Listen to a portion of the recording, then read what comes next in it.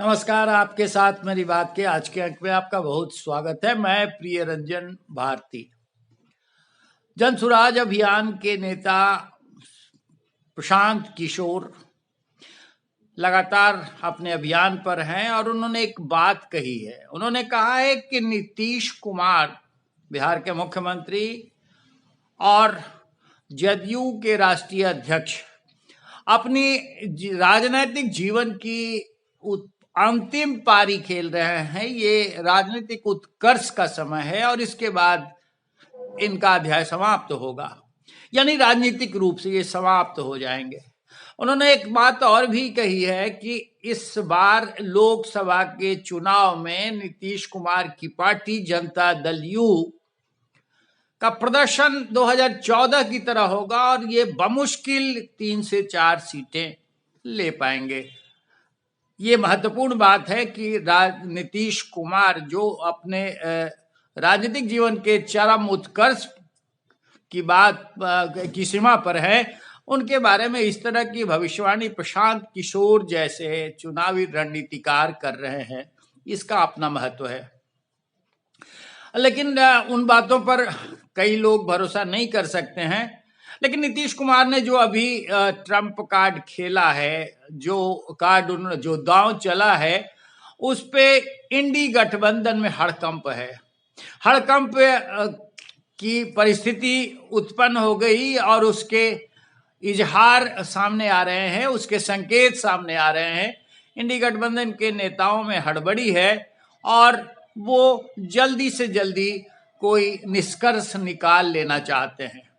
नीतीश कुमार ने अब फिर से ललन सिंह को हटाकर पार्टी का अध्यक्ष यानी पार्टी की पूरी कमान जब संभाली है, तो ये संदेश हड़बड़ाहट में नहीं, बड़ी शांति से गया। लेकिन हड़बड़ी में कांग्रेस दिख रही है। कांग्रेस को हड़बड़ी इसलिए भी है कि कई और प्रांतों से इस तरह के संकेत उसे मिले हैं, जैसे उद्धव ठाकरे ने भी आंखें दिखाई है। इधर अखिलेश यादव लगातार कुछ न कुछ कांग्रेस के खिलाफ अपनी टिप्पणी करते आए हैं और कई नेता जो लगातार कांग्रेस से दो हाथ करने की मुद्रा में दिख रहे हैं, उसमें तमिलनाडु के मुख्यमंत्री का भी नाम है।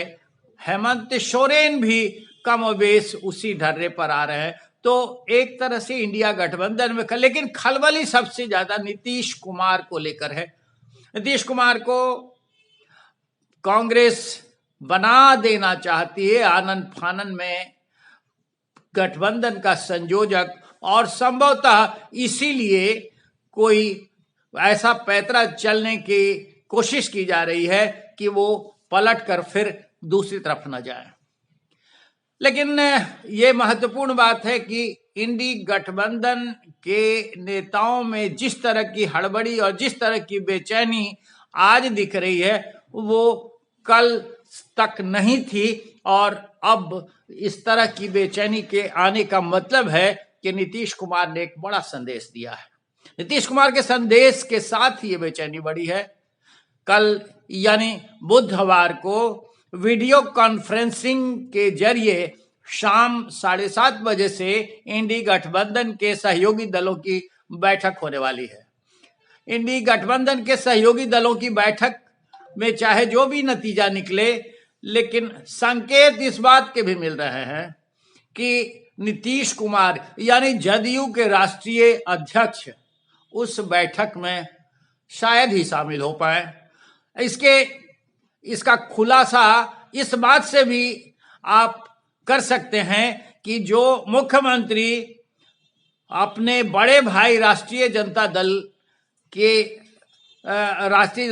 अध्यक्ष लालू प्रसाद यादव के आवास तक, राबड़ी देवी उनकी पत्नी जो पूर्व मुख्यमंत्री है, उनके आवास तक इफ्तार दावत में या फिर छोटे छोटे मौके पर एक अणे मार्ग से पैदल ही जा सकते हैं। वो पूर्व मुख्यमंत्री राबड़ी देवी के जन्मदिन पर बधाई तक देने नहीं पहुंचे और औपचारिकता तक नहीं निभाई।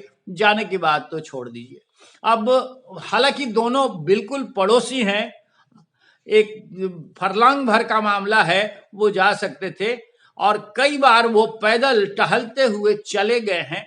लेकिन इन्होंने इस मौके को ऐसे ही जाने दिया।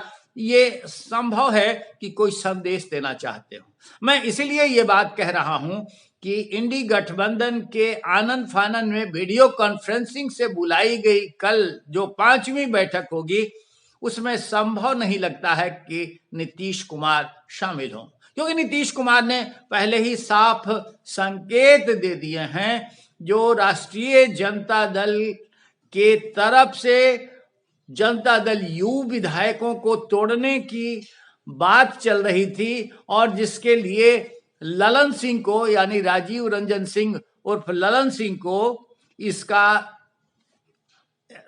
तोहमत लगाई गई कि वो इसी कारण से वो जनता दल यू तोड़ रहे थे, विधायक दल के में सेंधमारी कर रहे थे कि तेजस्वी यादव के नेतृत्व में सरकार बना ली जाए। और ये भनक ऐसे वैसे नहीं लगी नीतीश कुमार को, इसकी बाकायदा बैठक हुई थी। ये सारी बातें आप जान चुके हैं। अब जब ललन सिंह को हटा करके इन्होंने साफ संदेश दे दिया है कि गठबंधन में बने रह करके सरकार चलाते हुए वो राष्ट्रीय जनता दल के कारण अपने अध्यक्ष को हटा सकते हैं पद से, तो फिर ऐसे में अब ये साफ है कि राष्ट्रीय जनता दल के नेताओं के साथ इनकी बहुत अच्छी अब नहीं मिलने वाली है। और वो जिस तरह से राबड़ी देवी के जन्मदिन पर उन्हें बधाई न देने की औपचारिकता को सहज भाव से निभा सकने वाले मुख्यमंत्री ने पूरी तरह से पलट दिया। वो एकदम इसे लेकर के ऐसी तरह की उन्होंने एहसास करा दिया कि उनको शायद कुछ मालूम भी नहीं है। तो ये कम बड़ा संदेश नहीं है और इस संदेश के मतलब दूर तक निकल कर जाते हैं। अब देखना ये होगा कि कांग्रेस क्या दाव करती है। कांग्रेस से इंडी गठबंधन की वीडियो कॉन्फ्रेंसिंग से होने वाली बैठक में क्या नीतीश कुमार को संयोजक बना पाती है, दांव खेलना चाहती है कांग्रेस, कोई पाशा पलटने की उम्मीद वो कर रही है। हालांकि इसके आसार कम नजर आ रहे हैं, लेकिन राजनीति में कुछ भी हो सकता है। जिस तरह से नीतीश कुमार ने दांव खेला है वैसे दांव कांग्रेस भी खेल सकती है, क्योंकि उससे हड़बड़ी है और हड़बड़ी में अब वो उन्हें नहीं गंवाना चाहती। लेकिन एक और महत्वपूर्ण बात है कि नीतीश कुमार जनता दल यू के राष्ट्रीय अध्यक्ष के नाते आने वाले समय में जब लोकसभा चुनाव की बिसातें बिसने लगेंगी, तब वो किस तरफ होंगे, कहाँ रहेंगे या स्वतंत्र रूप से चुनाव मैदान में उतरेंगे, ये अभी कुछ एक चंद कदमों से उनके पता चलता जाएगा कि वो एक और गठबंधन की बात को खड़ा करते हैं या फिर कांग्रेस गठबंधन वाले ने इंडी से वो अलग होकर अपना स्वतंत्र अस्तित्व में रहते हैं या भाजपा के साथ एक कदम ताल करने की कोशिश करते हैं। ये चुनाव में दिख जाएगा, लेकिन अभी वक्त है और वक्त के साथ सारी चीजें बदलती हैं। अभी जो इबारत लिखी जा रही है, राजनीति की इबारत, उसके मायने निकलने बाकी हैं।